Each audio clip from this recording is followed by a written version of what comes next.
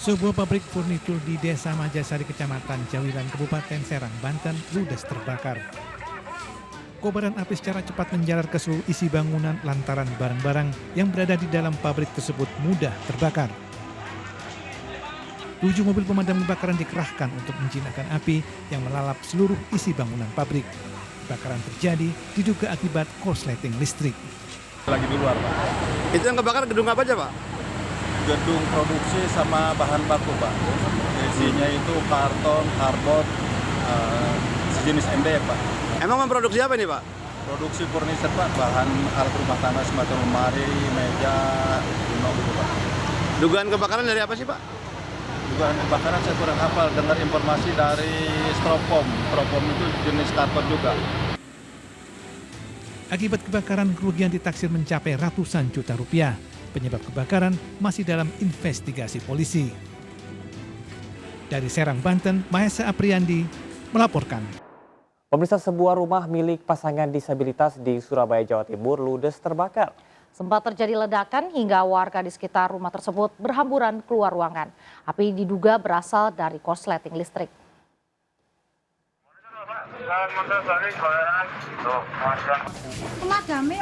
Sebuah rumah yang dihuni 2 orang disabilitas di kawasan Jalan Kutai, Surabaya, Jawa Timur ludes terbakar. Kebakaran terjadi sesaat setelah ditinggal pergi pemiliknya.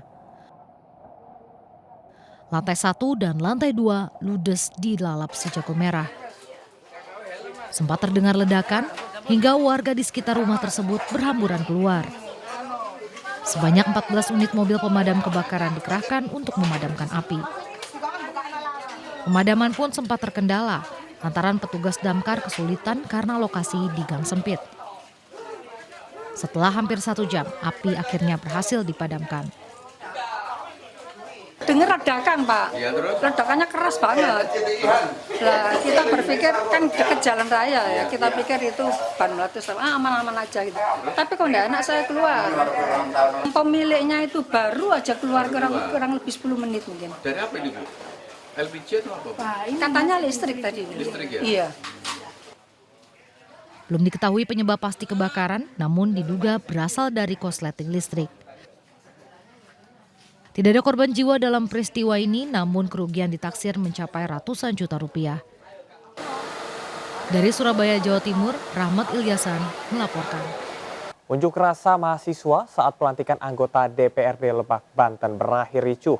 Mahasiswa membakar karangan bunga ucapan selamat dan terlibat saling dorong dengan petugas di depan gedung DPRD.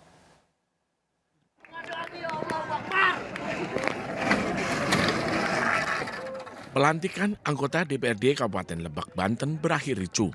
Gabungan mahasiswa dari Lebak unjuk rasa di depan pintu masuk gedung DPRD Lebak.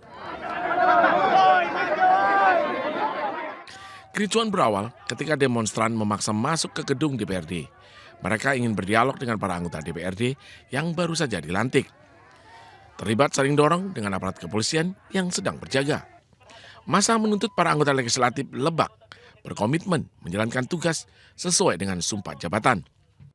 Mengingatkan serta menginstruksikan bagaimana euforia hari ini Dewan Perwakilan sudah dilantik periode 2024 sampai 2029 agar berkomitmen berpihak kepada rakyat. Nah, itu salah satu standing point kami yang akan sampaikan kepada rakyat Dewan Perwakilan rakyat tadi. Tujuan pendemo agar anggota Dewan selalu berkomitmen berpihak kepada rakyat. Isu-isu yang disampaikan oleh teman-teman mahasiswa itu menjadi tendensi ya, bagi DPRD yang hari ini telah dilantik untuk terus bekerja dalam rangka memajukan Kota Lebak, dan poin-poin yang telah mereka sampaikan dan kita akan merespon, nanti kita akan tindak lanjuti dengan DPRD. DPRD akan menindaklanjuti tuntutan mahasiswa dan berharap mahasiswa menjadi mitra dan motor penggerak kemajuan DPRD Lebak. Dari Lebak, Banten, Iskandar Nasution melaporkan. Pemirsa, pasangan Cagup dan Cawagup Ridwan Kamil Suswono telah mendaftar untuk maju dalam kontestasi Pilgub DKI Jakarta. Ridwan Kamil mengungkap pasangan ini dinamakan Ridho dengan harapan mendapat ridho Tuhan untuk membangun bangsa melalui demokrasi.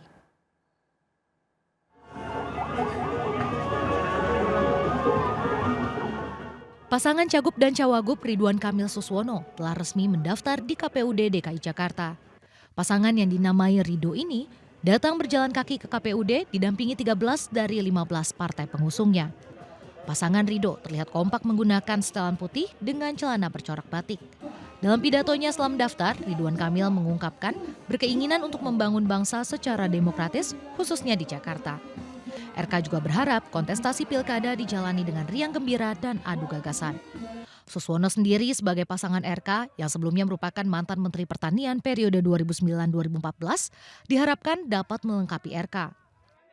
Dan tentu kami berharap proses administrasi politik ini lancar, dilanjutkan dengan proses kontestasinya yang kondusif, penuh riang gembira, penuh adu gagasan dari calon-calon yang nanti mungkin sudah ditetapkan oleh KPU, kurang lebih mungkin sekitar 3 pasang, sehingga rakyat Jakarta alhamdulillah disuguhi oleh gagasan-gagasan yang solutif selama 5 tahun ke depan yang cocok dengan yang ada dalam pikiran warga Jakarta. Pasangan Cagup dan Cawagup Ridwan Kamil Suswono diusung oleh 15 partai dari Kimples. Dari Jakarta, Ismalia Aristiawan melaporkan. Pasangan Cagup dan Cawagup Pramono Anung Rano Karno telah mendaftar untuk maju dalam kontestasi Pilkada 2024. Pramono Rano mengungkapkan akan membenahi Jakarta dan akan bersaing secara sehat.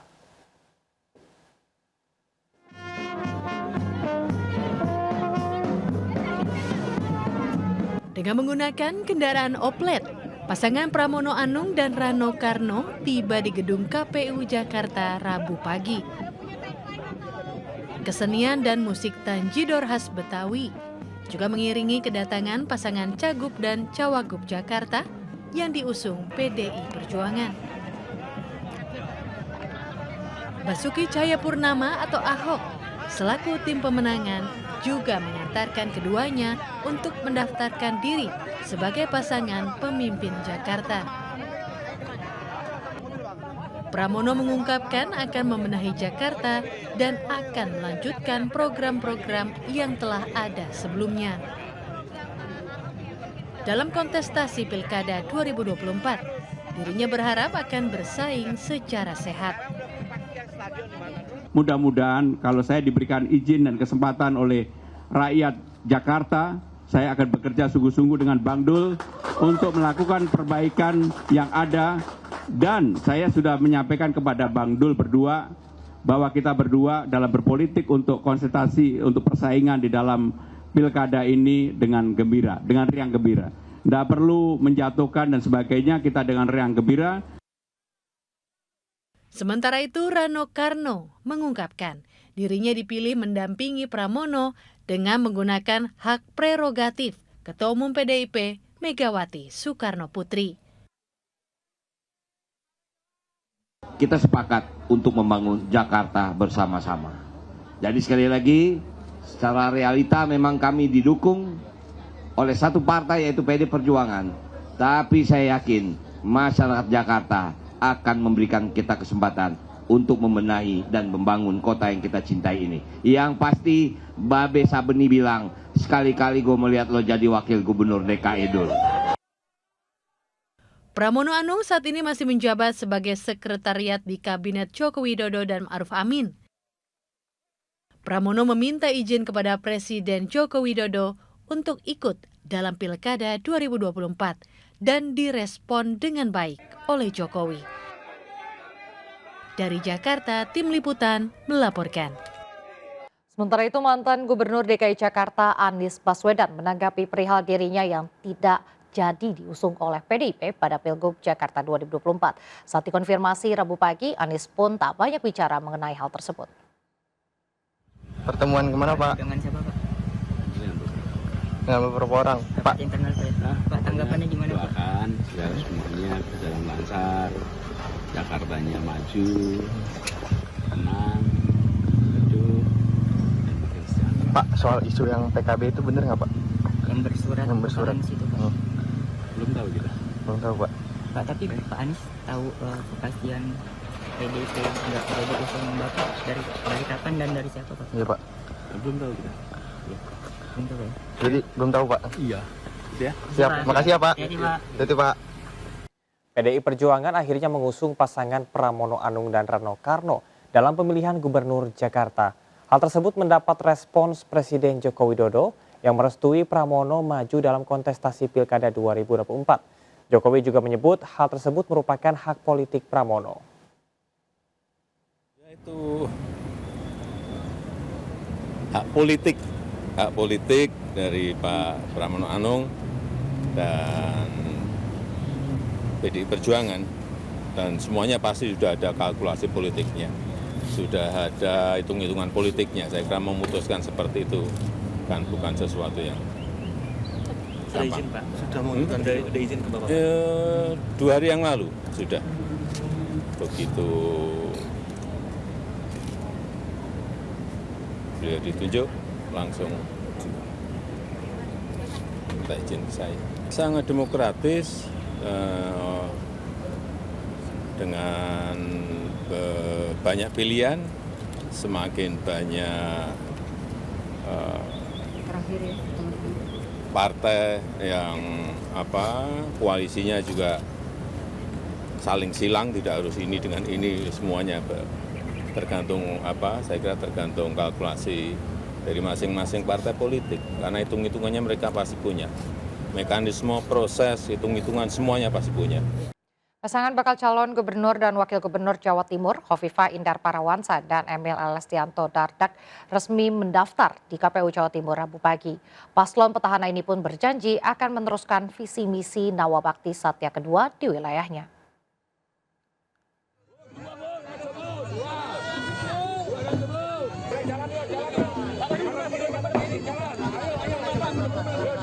Diiringi ratusan pendukungnya, paslon Khofifah Emil menjadi bakal pasangan calon gubernur dan wakil gubernur Jawa Timur pertama yang resmi mendaftar. Dalam proses pendaftaran, keduanya menyerahkan berkas dokumen persyaratan pencalonan dan syarat calon gubernur dan wakil gubernur Jawa Timur 2024.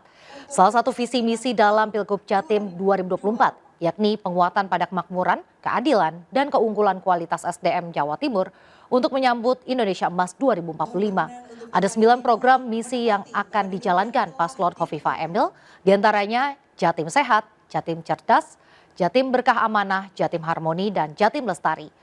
KPU Jawa Timur pun langsung menetapkan jadwal pemeriksaan kesehatan Khofifah Emil pada Kamis pagi di RSUD Dr. Sutomo Surabaya.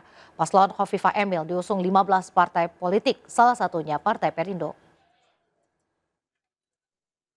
Pak harap bahwa kehadiran kami 5 tahun ke depan akan bisa memberikan penguatan pada kemakmuran, keadilan, dan keunggulan kualitas SDM Jawa Timur untuk menyambut Indonesia Emas 2045. Kemudian kita breakdown di dalam 9 misi yang kita namakan Nawabakti Satya 2. Nawabakti Satya pertama adalah periode pertama kami, Nawabakti Satya 2 ini bagian dari doa, mudah-mudahan Allah ijabah kami masuk pada periode kedua kepemimpinan di Provinsi Jawa Timur. Pemirsa, paparan singkat soal calon kepala daerah di Jakarta, Jawa Barat, dan Jawa Tengah akan disampaikan langsung oleh rekan Raisa Nadia. Silahkan Raisa. Baik, terima kasih Camar. Pemirsa, Pilkada merupakan agenda memilih gubernur dan wakil gubernur untuk provinsi, lalu bupati dan wakil bupati untuk kabupaten serta wali kota dan wakil wali kota untuk kota. Pencoblosan Pilkada 2024 akan dilaksanakan pada tanggal 27 November mendatang. Sementara pendaftaran calon kepala daerah atau Cakada berlangsung mulai 27 sampai 29 Agustus. Putusan MK terkait dengan ambang batas pencalonan pun berpengaruh pada perubahan peta kekuatan politik di Pilkada 2024. Selengkapnya kita bahas lewat infografis berikut. KPU mengakomodasi putusan MK terkait dengan syarat pilkada. Kini syarat mengusung kandidat di Pilkada Jakarta minimal 7,5% suara sah partai politik atau gabungan parpol. Ridwan Kamil Suswono diusung oleh 15 parpol Koalisi Indonesia Maju Plus atau KIM Plus di Jakarta, yakni ada Partai Golkar, Gerindra, Demokrat, PAN, PSI, Gelora, Garuda, PKB, PKS, Perindo, P3, Nasdem, dan juga Prima. Nasdem dan juga PKS sebelumnya memberi dukungan untuk Anies Baswedan. Namun kedua partai politik itu menarik dukungannya dan memberi rekomendasi pada Ridwan Kamil Suswono. Pasangan yang dijuluki Rido ini kemarin telah mendaftar ke KPU. Sementara itu ada Dharma Pongrekun Kunwardana yang datang lewat jalur independen. Mereka lolos verifikasi faktual KPU meskipun dinyatakan telah mencatut nomor induk kependudukan atau NIK sejumlah warga untuk pendaftaran. Namun hingga kini belum mendaftar ke KPU. Lalu PDIP mengusung pasangan calon Pramono Anung Rano Karno. Keduanya merupakan kader PDIP. Namun sebelumnya nama Anies Baswedan sempat santer disebut berpotensi menjadi pilihan. Provinsi Jawa Barat tercatat sebagai wilayah dengan daftar pemilih tetap atau DPT terbanyak di Indonesia, mencapai 35.714.901 pemilih atau 17,44% dari total DPT nasional. Pasangan Cagup dan Cawagup Jawa Barat yang ingin mendaftar diwajibkan untuk memiliki dukungan 1,66 juta suara sah atau 6,5% dari total suara sah di pemilu 2024 di Jawa Barat. Deddy Mulyadi Erwan Setiawani telah mendaftar sebagai calon gubernur di hari pertama pendaftaran dibuka. Deddy mendaftar dengan modal 13 partai pengusung, yakni ada Gerindra, Golkar, Demokrat, PAN, PSI, Partai Buruh, Partai Gelora, Perindo, Partai Umat, PBB, Partai Hanura, Partai Garuda, dan juga PKN. Dengan dukungan dari 13 parpol, pasangan Deddy Erwan telah mengantongi 51,76% dari jumlah suara sah 25.628.207 juta suara. Sementara itu PKS dan Nasdem mengusung Presiden PKS Ahmad Syahiku dengan putra Presiden ketiga Republik Indonesia B.J. Habibie Ilham Habibie. Di pemilu 2024 PKS mengantongi sekitar 3.801 suara atau 19 kursi di DPRD Jawa Barat. Sementara Nasdem meraih sekitar 1.500 suara dengan 8 kursi DPRD Jawa Barat. Ada dua pasangan calon yang akan berkompetisi di pemilihan gubernur Jawa Tengah. Yang pertama ada Andika Perkasa Hendrar Prihadi yang diusung oleh PDIP. Andika merupakan mantan Panglima TNI. PDIP memiliki perolehan suara sebesar 5.270.261 suara di Jawa Tengah. Sementara ada pasangan calon lainnya yaitu Ahmad Lutfi Taj Yasin Maimun yang diusung oleh Kimples. Ahmad Lutfi sendiri merupakan mantan Kapolda Jawa Tengah. Pemilihan gubernur Jawa Tengah pun sangat menarik karena digadang-gadang akan menjadi ajang perang bintang karena ada duel dua jenderal yang ikut dalam kontestasi ini. Selain itu Jawa Tengah yang selama ini memang dikenal sebagai kandang banteng alias wilayah dengan basis kuat pendukung PDIP akan melawan koalisi besar parpol yang tergabung dalam Kimples. Hingga hari ini yang mendaftar untuk pemilihan gubernur Banten ada pasangan Ayrin Rahmidiani Ade Sumardi yang diusung oleh dua partai besar yaitu PDIP dan juga Golkar. Untuk pemilihan gubernur Jawa Timur, pasangan Hovifah Indar Parawansa Emil Dardak yang diusung 15 partai juga telah mendaftar. Hari ini merupakan hari terakhir untuk mendaftarkan calon kepala daerah atau Cakada ke KPU. Demikian paparan singkat terkait perkembangan terkini pendaftaran para calon kepala daerah di Jakarta, Jawa Barat, dan juga Jawa Tengah. Kembali ke rekan Camar Hayenda. Pemirsa, Ketua DPD Partai Gerindra DKI Jakarta, Ahmad Riza Patria menyatakan mundur menjadi calon wali kota Tangerang Selatan dalam Pilkada 2024. Mundurnya Riza Patria dan Marcel Widianto dibenarkan Wakil Ketua Umum Gerindra Habibur Rahman.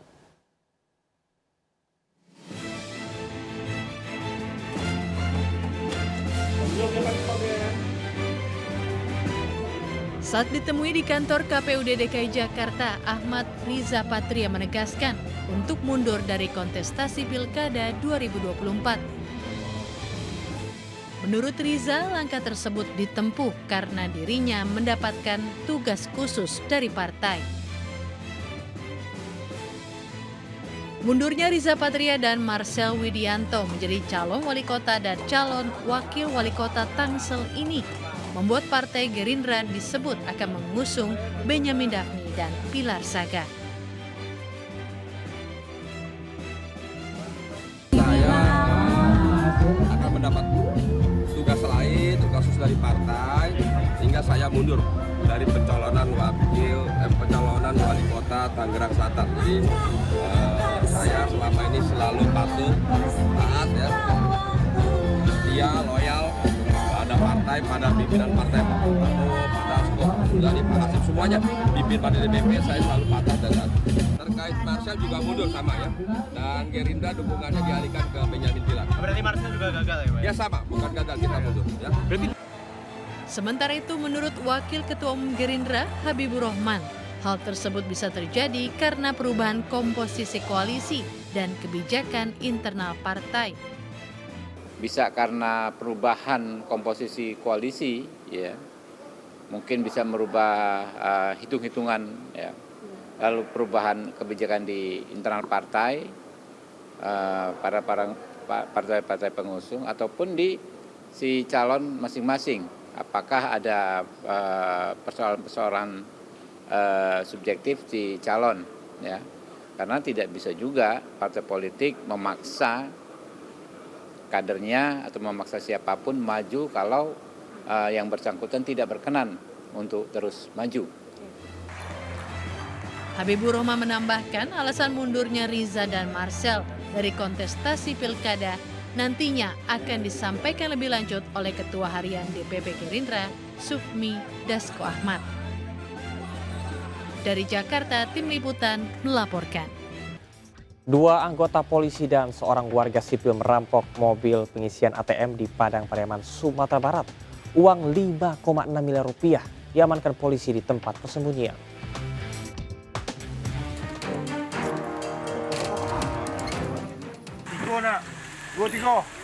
Buka aja ya Pak. Beratas. Polisi mengamankan uang dalam box yang disembunyikan para pelaku perampokan dalam semak-semak di Padang Pariaman. Uang dalam 7 box berjumlah 5,6 miliar rupiah.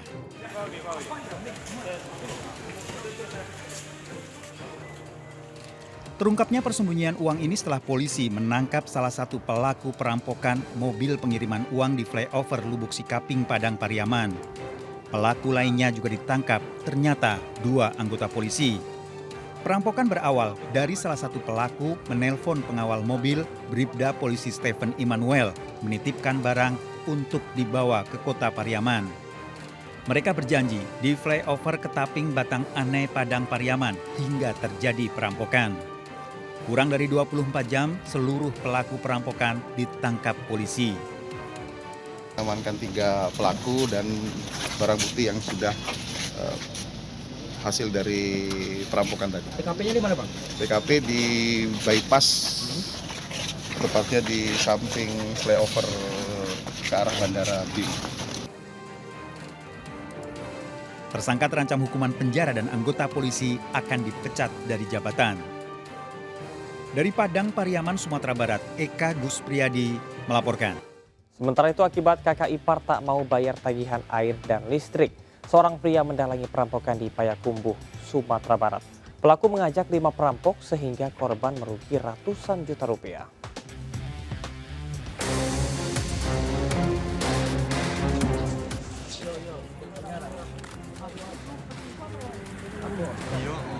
Keberadaan pelaku perampokan di Payakumbuh, polisi mendapat informasi dari seorang pedagang. Satu persatu komplotan perampok ini diringkus di tempat persembunyiannya di daerah Padang, Pariaman, Kabupaten Agam, dan Kabupaten 50 Kota. 5 tersangka diamankan dan 1 orang masih DPO. Otak aksi perampokan Anto yang dendam terhadap kakak iparnya, warga Parit Rantang, Kota Payakumbuh. Perampokan karena kakak ipar Anto tidak mau membayar tagihan listrik dan tagihan air rumah di mana kedua keluarga ini tinggal. Rumah yang ditempati milik orang tua korban atau mertua tersangka. Motifnya ada dendam dan sakit hati kepada kakak iparnya. Jadi pelakunya ini ada ipar sendiri yang dendam kepada kakak iparnya, kemudian dia melakukanlah curas ini. Total kerugian Pak? Total kerugian itu adalah kurang lebih 120 juta. Perampokan terjadi, korban ditarik ke dalam mobil saat menuju tempat berdagang dan dianiaya, perhiasan serta uang diambil para pelaku. Sudah 4 tahun dia nggak mau bayar air Pak. Bayar air maksudnya? Bayar lampu, bayar air kan itu. Itu punya siapa rumah? Bangunannya? Punya mertua Pak. Bayar air apa iya Pak. Jadi tim KSKT?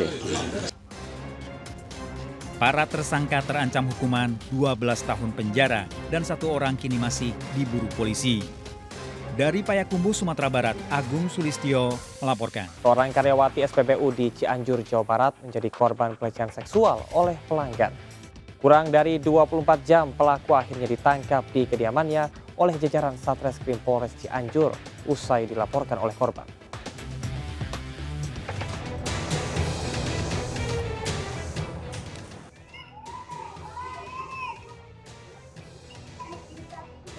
Inilah rekaman video CCTV aksi pelecehan seksual terhadap LN 19 tahun, karyawati SPBU di Cianjur, Jawa Barat yang viral di media sosial.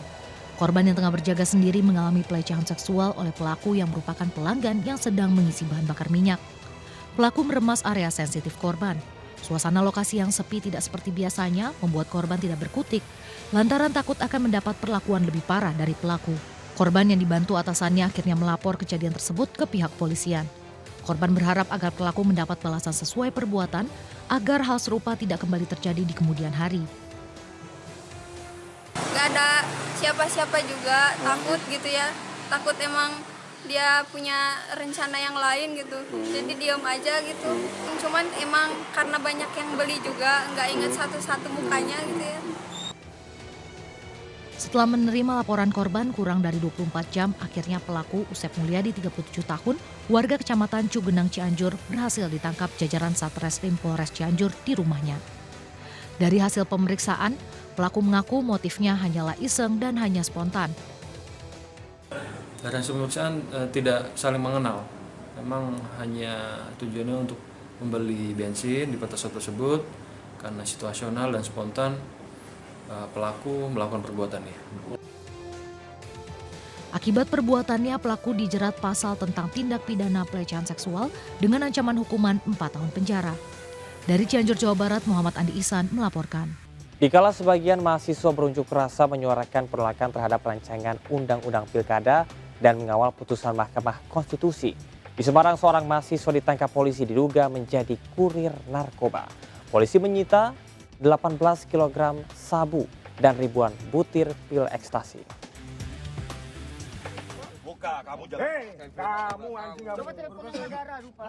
Petugas Direktorat Reserse Narkoba Polda Jawa Tengah menangkap AN, mahasiswa dan IS warga Pontianak serta seorang sopir penjemput di Pelabuhan Tanjung Emas, Semarang. Ketiganya diduga merupakan kurir narkoba jaringan Freddy Pratama. 2 koper berhasil dibuka dan ditemukan 18 kg sabu serta 2.000 lebih butir pil ekstasi yang dibawa para tersangka dari Pontianak, Kalimantan Barat. Sebelumnya salah seorang tersangka lolos membawa puluhan kilogram narkoba. Kali ini para kurir narkoba ini tak dapat lolos dari sergapan polisi. Narkoba yang dibawa ini rencananya akan diantarkan menuju Surabaya, Jawa Timur. Modusnya adalah mereka menumpang di kapal tersebut dari Pontianak ke Semarang, yang nantinya barang tersebut akan diserahkan kepada tersangka atas nama IS, ini dari Surabaya. Akibat perbuatannya, kedua tersangka dijerat pasal 112 Undang-Undang Narkotika dengan ancaman hukuman maksimal seumur hidup atau hukuman mati. Sementara 2 orang kurir lainnya menjadi DPO Narkoba Polda Jawa Tengah. Dari Semarang, Jawa Tengah, Kristiadi melaporkan. Kementerian Kesehatan menyerahkan bukti dugaan bullying ARL, mahasiswi program pendidikan doktor spesialis Universitas Diponegoro, Semarang. Menteri Kesehatan melihat langsung bukti-bukti pembulian mahasiswi PPDS dan mendukung polisi mengungkap pelaku kekerasan dokter senior kepada juniornya.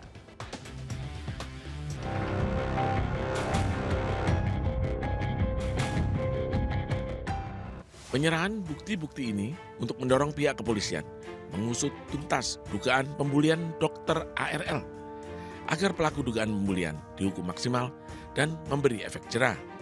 Hal itu diungkap oleh Menteri Kesehatan Budi Gunadi Sadikin usai meresmikan Gedung Pelayanan Kesehatan Ibu dan Anak, Rumah Sakit Dr. Sarjito, Yogyakarta. Menurut Menkes, ia telah melihat langsung bukti-bukti dugaan pembulian ARL mahasiswi program pendidikan dokter spesialis PPDS Universitas Diponegoro di RSUP Dr. Karyadi, Semarang, Jawa Tengah. Rekamannya itu kan para PPDS itu dipanggil juga kan, dipanggil kemudian diarahkan ke bahasa gini diintimidasi kan, harus begini kan ya dapat juga kita rekamannya kan, itu udah ada semua. Jadi udah gamblang semua. Ini kan hanya segelintir oknum-oknum aja. Nah, kita yang benar kasih tahu lah. Kalau nggak bisa kasih tahu ya beresin aja supaya mereka juga jangan ngacoin profesi yang mulia ini. Ini harus kita perbaiki. Kemenkes mendorong agar kasus dugaan bully diusut kepolisian agar memberi efek jera kepada pelaku bully di lingkungan rumah sakit dan kedokteran. Dari Yogyakarta, Gunanto Farhan melaporkan.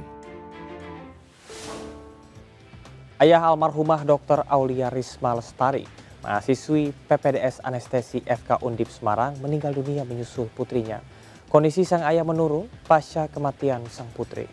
Tim investigasi internal Undip meyakini penyebab kematian Aulia karena masalah kesehatan.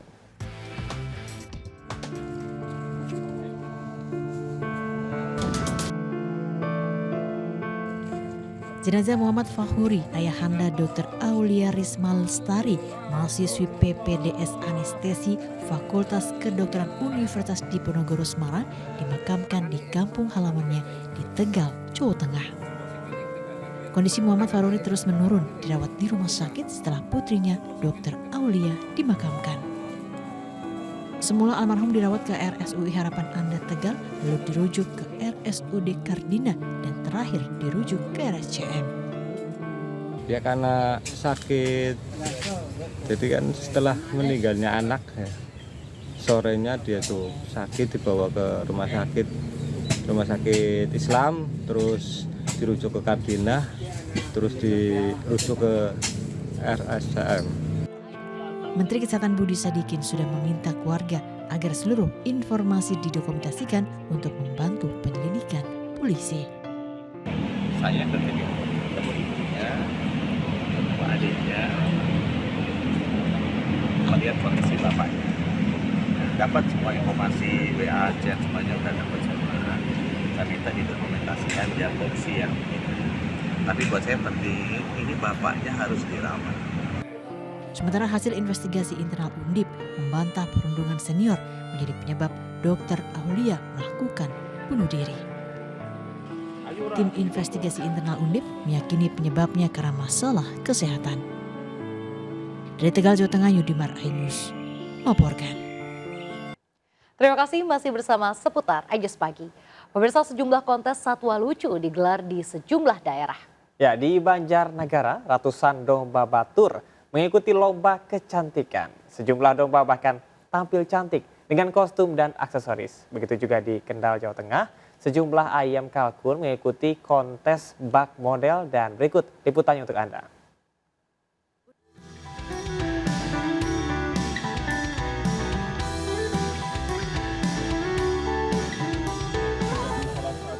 Domba-domba ini begitu menggemaskan. Terlebih, penampilan ratusan domba di Dieng Culture Festival 2024 di Banjarnegara, Jawa Tengah begitu lucu karena postur tubuhnya yang gembul. Uniknya, domba batur tampil cantik dan wangi, jauh dari wujud domba kebanyakan yang biasanya gimbal berbau. Menariknya, sejumlah domba dipakaikan kostum unik dengan hiasan bando yang membuatnya makin mengemaskan. Tingkah dan penampilan lucu domba batur ini pun membuat para wisatawan bahkan tak enggan bersuah foto sambil memeluk domba-domba lucu ini. Domba batur memang memiliki bulu dan daging lebih tebal. Tak heran, bobotnya bahkan bisa mencapai 120 kg dengan harga dibanderol Rp50 juta. Dan harganya juga ternyata mahal-mahal juga ya. Tapi seru banget sih, tadi udah coba foto. Terus yang ini juga yang paling besar, itu katanya hampir sekitar 50 jutaan. Keren banget sih. Yang dari Dieng Culture Festival. Karena selama ini domba batur sudah berkembang lama, 40 tahunan, tapi belum dikenalkan ke masyarakat luas. Jadi pada hari ini utamanya bukan masalah budidaya domba baturnya, tetapi masalah utamanya adalah mendukung wisata Dieng dalam rangka Dieng Culture Festival. Tak tanggung-tanggung, populasi domba batur di Kecamatan Batur kini mencapai 10.000 ekor. Melalui festival ini, domba batur diharapkan bisa lebih dikenal luas sebagai salah satu varietas domba unggulan. Tak kalah lucu adalah kontes ayam kalkun yang pertama kalinya digelar di Kendal, Jawa Tengah. Kontes penampilan hewan jenis unggas ini pun menyedot perhatian warga dan juga peternak kalkun. Pasalnya selain menjadi peluang meningkatkan populasi ayam kalkun di wilayah Kendal, ajang ini juga diharapkan mampu meningkatkan perekonomian warga setempat, terlebih Kabupaten Kendal dikenal sebagai penyokong unggas di Jawa Tengah. Tim kontributor iNews melaporkan. Pemirsa, siapa yang tidak terpukau dengan kemegahan dua masjid suci di dunia? Masjidil Haram dan Masjid Nabawi di Arab Saudi. Di balik kemegahannya, seorang mualaf asal Mesir, Muhammad Kamal Ismail, menjadi salah satu sosok arsitek inspiratif yang membangun dua masjid agung tanpa mau dibayar sepeser pun. Seperti apa? Berikut informasinya.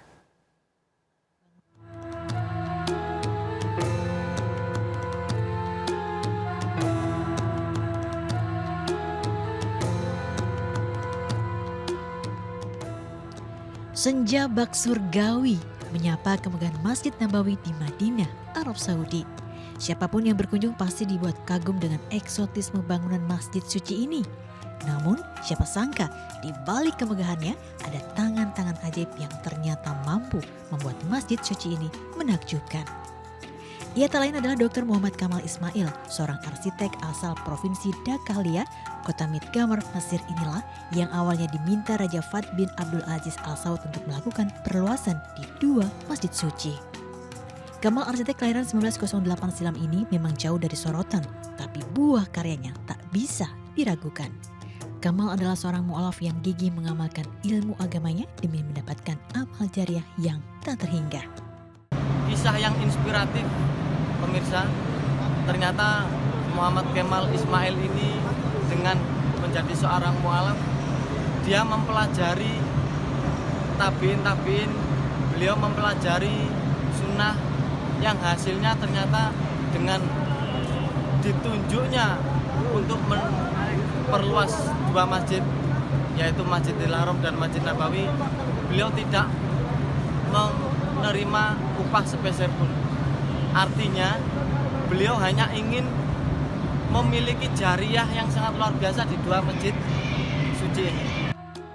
Kamal Ismail yang menghabiskan hidupnya membangun dua masjid suci, Masjidil Haram dan Masjid Nabawi ini pun mendapat syalnil dan pangkat besi dari sang raja berkat buah karyanya. Keunggulan masjid yang ia bangun tak main-main, yakni menggunakan marmer tahan panas yang hanya terdapat di pegunungan kecil Yunani.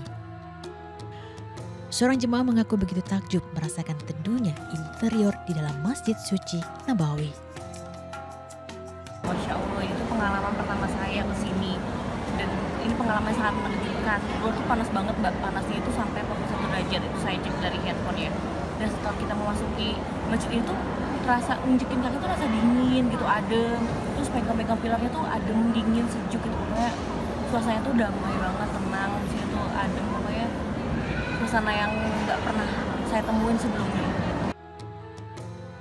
Menariknya, Kamal Ismail menolak dibayar sepeser pun untuk desain arsitekturnya di masjid yang memiliki kapasitas lebih dari 1,6 juta jemaah ini.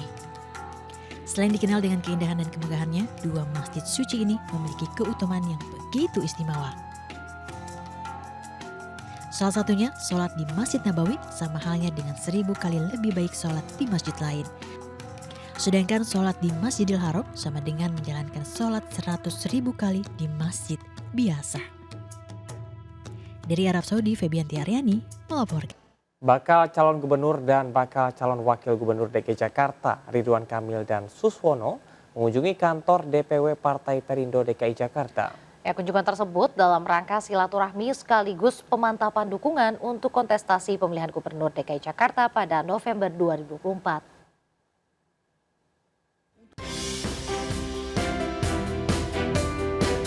Kedatangan bakal calon gubernur dan bakal calon wakil gubernur DKI Jakarta, Ridwan Kamil dan Suswono, disambut hangat jajaran pengurus DPW Partai Perindo DKI Jakarta. Dalam silaturahmi ini, Ridwan Kamil memaparkan program-program dan janji politiknya untuk membuat DKI Jakarta semakin maju untuk 5 tahun ke depan. Nah, slogannya kan Jakarta Baru, Jakarta Maju. Jakarta Baru adalah karena Jakarta harus kita imajinasi ulang sama-sama pasca tidak lagi jadi ibu kota. Ya. Apa konsekuensinya dengan banyak pemerintahan pindah ke sana kan begitu ya. Indikator bahwa Jakarta ini terpolusi ketiga kalau nggak salah di kota yang sangat tinggi polusinya. Nah, oleh karena itu tadi penghijauan adalah salah satu yang sangat perlu diutamakan untuk digalakkan. Yang kedua, persoalan juga pangan yang masih sering menjadi masalah. Sementara itu, seluruh partai pengurus dan pendukung pasangan Ridwan Kamil Suswono menggelar rapat terkait teknis pelaksanaan pendaftaran ke KPU DKI Jakarta. Terus tadi rapatlah acara besok bagaimana berangkat ke KPU, nyampe di KPU-nya gimana dengan para partai pengusung 12 partai. Partai Perindo berkomitmen akan mengawal penuh pemenangan pasangan Ridwan Kamil Suswono di pemilihan Gubernur DKI Jakarta. Tim Liputan iNews melaporkan. Pemirsa, pasangan calon gubernur wakil gubernur Nusa Tenggara Timur dari Partai Perindo, Melki Joni, menjadi peserta pertama yang mendaftarkan diri di kantor pemilihan umum Provinsi NTT di Kupang.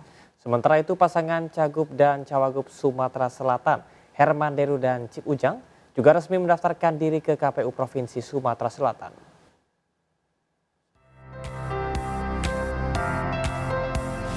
Pasangan calon gubernur dan wakil gubernur Nusa Tenggara Timur Emmanuel Melkiades Lakalena dan Joni Asadoma resmi mendaftarkan diri ke KPU Provinsi NTT.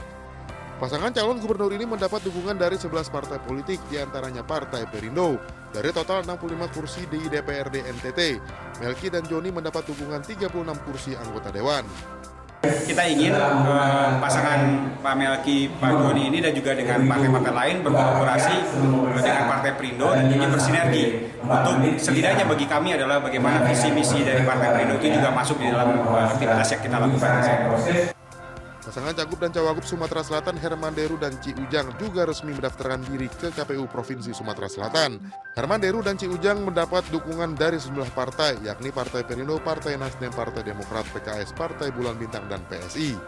Dukungan secara simbolis diberikan saat deklarasi di Sriwijaya Sport Center Jakabaring, Palembang. Maka kami, HDCI, Herman Deru, Cik Ujang, mengambil di waktu awal, yakni hari pertama pendaftaran, dan semua berkas sudah kami serahkan bersama-sama tim kampanye provinsi juga partai pengusung dan pendukung.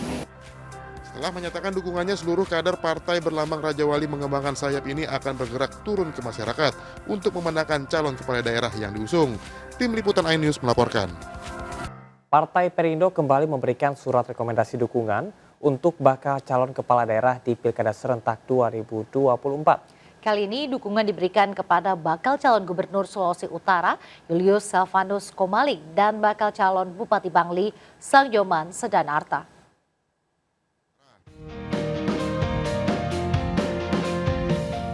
Ketua DPP Partai Perindo Bidang Hukum dan HAM Tama S. Langkun memberikan surat rekomendasi dukungan atau B1KWK kepada bakal calon gubernur Sulawesi Utara Julius Selvanus Komaling di kantor DPW Partai Perindo Sulawesi Utara. Partai Perindo menilai Julius Selvanus Komaling memiliki visi dan misi yang sama dengan Partai Perindo, yakni untuk mensejahterakan masyarakat melalui berbagai programnya. Saya dan Pak Victor sangat bangga dan terima kasih atas kepercayaan Ketua Umum DPP Perindo kepada kami berdua untuk maju dalam rangka pencalonan diri menuju Sulawesi Utara 1. Jadi memang Partai Perindo dalam mengambil keputusan tidak serampangan. Jadi kita lihat soal survei, kita lihat soal dukungan partai politik, kita lihat soal koalisi partai politik dan lain sebagainya. Termasuk soal kerjasama ke depan. Surat rekomendasi dukungan atau B1KWK juga diserahkan kepada bakal calon bupati dan bakal calon wakil bupati petahana Bangli, yakni Sangjoman Sedanarta dan Iwayan Diar untuk kembali bertarung dalam Pilbub Bangli. 3,5 tahun kepemimpinan beliau itu sudah banyak sekali karya-karya monumental yang beliau sajikan kepada Kabupaten Bangli. Dan ini masyarakat Kabupaten Bangli harus kemudian diberitahukan, disosialisasikan kembali, dan ini semangat yang harus kemudian dilanjutkan. Tentu kepercayaan ini harus kita apresiasi dan kami berterima kasih yang setinggi-tingginya atas kepercayaan ini, yang tentu harus kami isi dengan kerja keras, kerja ekstra lebih keras lagi bagaimana kemenangan untuk pasangan saudara Ato Wayantiar ini jelas. Setelah menyatakan dukungannya, seluruh jajaran Partai Perindo siap untuk memenangkan calon kepala daerah yang diusung maupun yang didukung di Pilkada serentak 2024. Tim Liputan iNews melaporkan. Ya, pemirsa, Corporate and Insurance Relations Gathering digelar untuk memperkuat hubungan antara penyedia layanan kesehatan, perusahaan, dan asuransi. Gathering juga diisi dengan talk show menghadirkan para dokter spesialis.